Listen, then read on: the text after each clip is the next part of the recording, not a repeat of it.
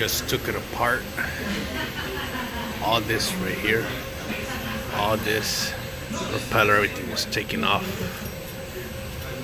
Put it back together.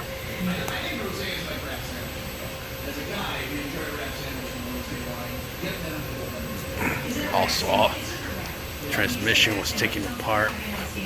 We pulled it out. Everything was pulled out.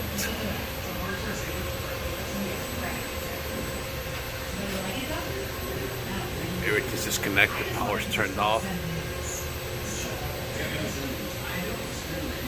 So it's a lot of work. A lot of work. It's actually, it was leaking from right here. It was leaking. Took everything apart.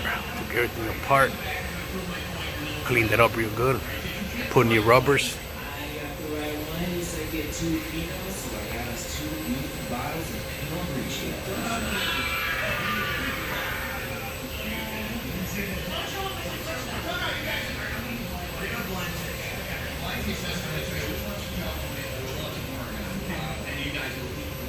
She said, "Oh wow, those are like the $2.99 bottles of wine." These are both special. Yeah. And he's gonna try to get my emergency 100. They're a $50 a bottle. Did they give you money to take this?